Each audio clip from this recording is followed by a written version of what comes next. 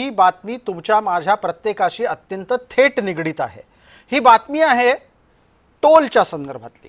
तुम्ही आम्ही अनेक जण अनेकदा समृद्धी महामार्गावरून जातो। जर तुमच्याकडे इलेक्ट्रिक व्हेइकल म्हणजेच बॅटरीवर चालणारी गाडी असेल तर तुम्हाला समृद्धी महामार्गावर टोल भरावा लागणार नाही।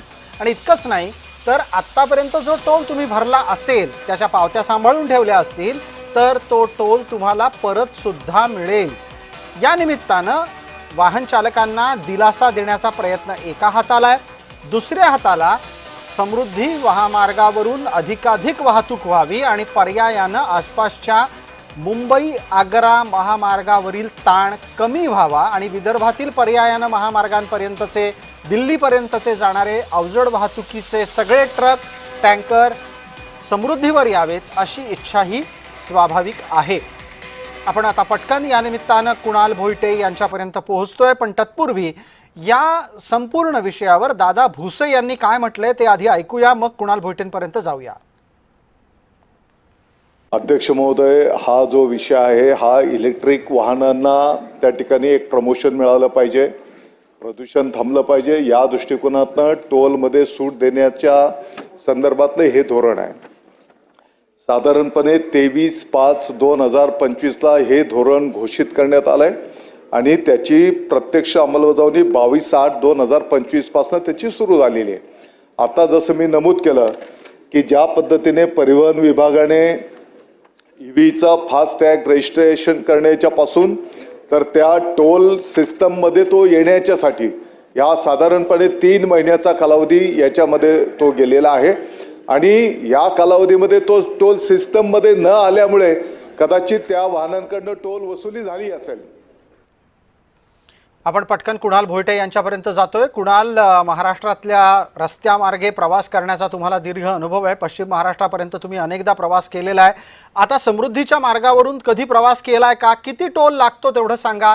आणि जर इलेक्ट्रिक व्हेइकल एखाद्याकडे असेल म्हणजेच बॅटरीवर चालणारी गाडी त्याच्याकडे असेल तर त्याचे किती रुपये वाचतील एका वेळेला मुंबईतून नागपूरला जाण्यासाठी?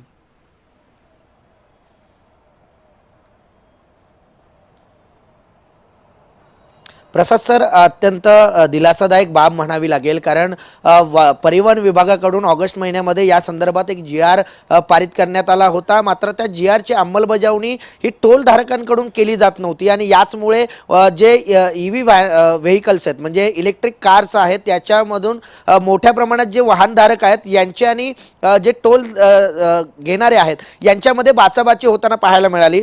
कारण हा संपूर्ण जर पट्टा पाहिला समृद्धी महामार्गाचा तर 701 किलोमीटरचा हा पट्टा आहे आणि याच्यामध्ये अनेक टोल लागतात आणि हजारोच्या वरती जे पैसे आहेत ते वाहनधारकांना खर्च करावे लागतात आणि यातून सूट जी आहे ती मिळालेली आहे आणि या संदर्भात विधानसभा अध्यक्षांनी देखील आता सूचना केलेल्या आहेत। मात्र मागील 3 महिन्यांपासून हा टोल वसूल केला जात होता वाहनधारकांमध्ये आणि टोल घेणाऱ्यांमध्ये मोठ्या प्रमाणात वाद देखील झालेले पाहायला मिळाले आणि मग या इलेक्ट्रिक व्हेइकल प्रेक्षकांपर्यंत एका महत्त्वाच्या तपशिलाला सुद्धा पोहोचूया।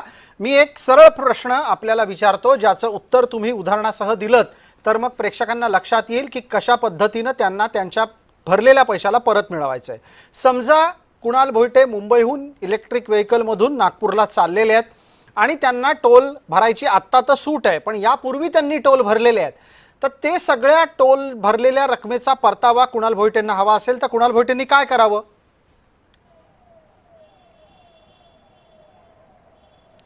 या संदर्भात परिवहन मंत्र्यांशी अधिक जी माहिती आहे ते देऊ शकतील। मात्र सध्या तरी आता असं सांगण्यात आलेलं आहे की ज्या काही पावत्या तुम्ही त्या मार्गावरून जाताना पावत्या आपल्याकडे मिळालेल्या आहेत त्या जर तुम्ही सांभाळून ठेवल्या असतील तरच तुम्हाला त्याचा परतावा मिळणार आहे। तर फक्त आपल्याकडे त्याच्या पावत्या असणं आवश्यक आहे। या पावत्या कुठे जमा करायच्या किंवा या पावत्यांचा परतावा नेमका केव्हा मिळणार आहे या संदर्भात परिवहन मंत्री लवकरच या संदर्भात एक माहिती जी आहे ती माहिती देतील आणि यानंतर हे जे EV कार धारक आहेत यांचा जो परतावा आहे तो त्यांना मिळणार आहे। प्रसाद सर, धन्यवाद कुणाल। आपण या सगळ्या तपशिलाला प्रेक्षकांपर्यंत आणलं तेव्हा प्रेक्षकांसाठी एक महत्त्वाची सूचना या निमित्ताने देऊ इच्छितो की तुम्ही यापुढे जर समजा कधीही समृद्धी महामार्गावरून जाणार असाल तर टोलची पावती सांभाळून जरूर ठेवा आणि यापूर्वीच्या टोलच्या पावत्या तुमच्याकडे असतील तर तुम्ही परतावा मिळवू शकता. अर्थात त्यासाठी तुमच्याकडे इलेक्ट्रिक गाडी असायला हवी.